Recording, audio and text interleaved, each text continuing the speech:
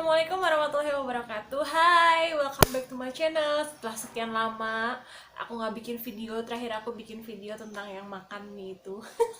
Sebenarnya aku malu sih bikin video, tapi ya nggak apa-apa lah ya, selingan buat kalian supaya nggak bosen kenapa videonya jahit-jahit terus.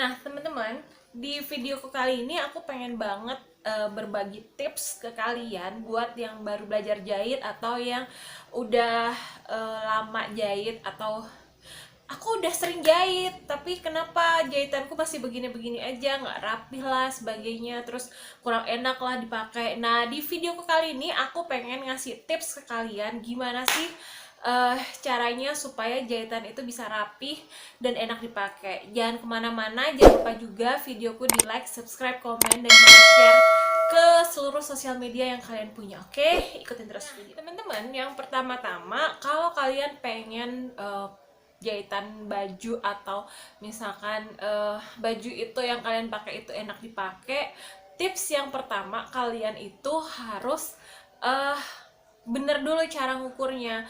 Nah, aku udah bikin video cara ngukur yang tepat itu gimana gitu. Jadi semua itu dimulai dari cara ngukur kita itu udah bener atau belum gitu. Jadi kalau ukurannya itu nggak tepat, ya otomatis pada saat kita membuat pola, aduh sorry ya, aku mau minum dulu. Kalau ukuran baju yang kita kalau ukuran yang kita ambil itu nggak tepat, maka otomatis pada saat membuat pola juga itu nggak akan enak. Walaupun polanya aku kayaknya udah bener nih bikin pola, kok masih tetap nggak enak ya dipakai. Nah, itu harus kalian cek gimana pada waktu kalian mengukur badan gitu. Jadi kalau misalkan itu by order atau misalkan itu pesanan khusus, jadi otomatis cara mengambil ukuran itu harus benar gitu. Nah, kalau ukurannya udah benar, otomatis insya Allah nanti pada saat membuat pola itu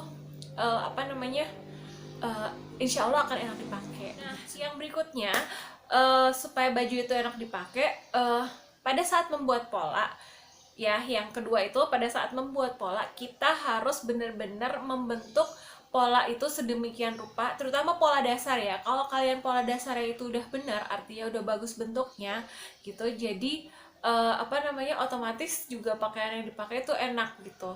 Dan harus banyak berlatih membuat pola, harus juga banyak berlatih pengambil ukuran gitu, sampai karena dibutuhkan pengalaman ya. Namanya saya juga terjun ke dunia jahit ini nggak setahun 2 tahun, belajarnya juga nggak setahun 2 tahun, tapi mulai dari SMK.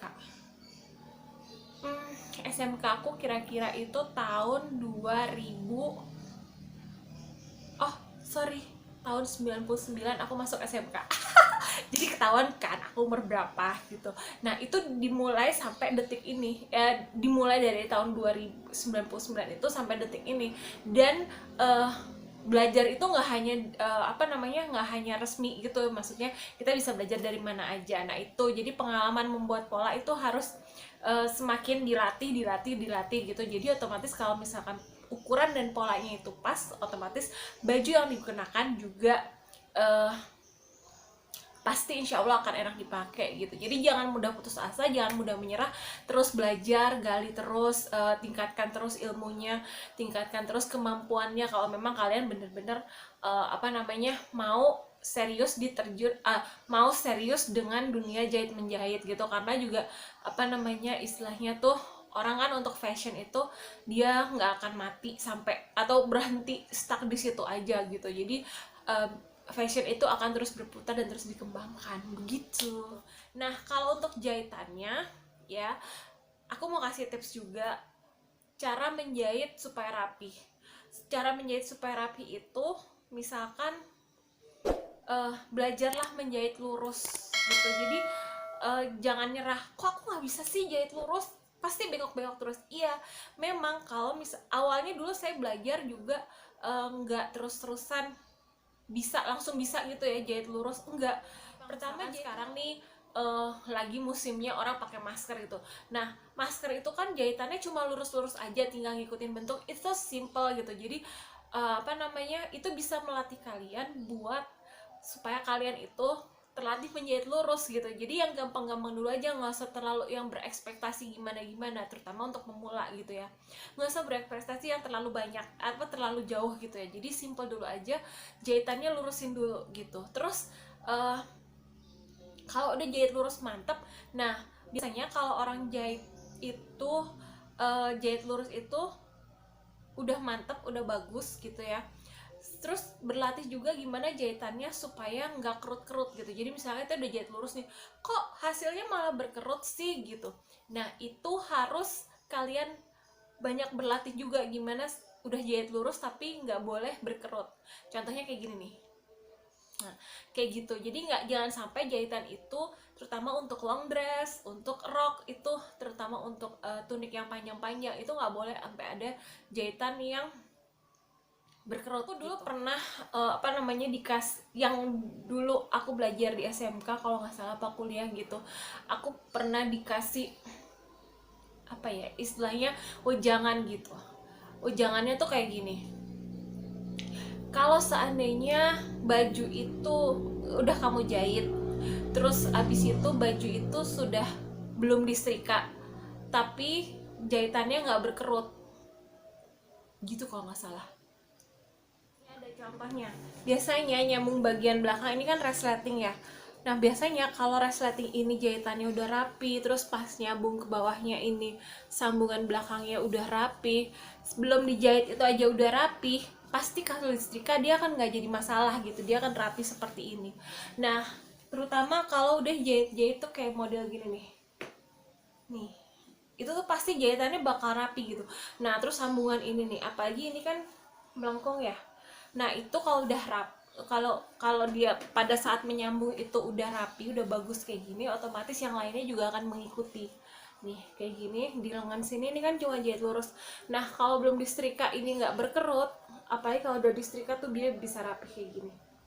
Nah itu tipsnya. Jadi kalian harus belajar banyak berlatih apa ya, jahit lurus. Hai Kitty, jahit lurus gitu. Jadi otomatis itu kunci supaya jahitannya itu rapi.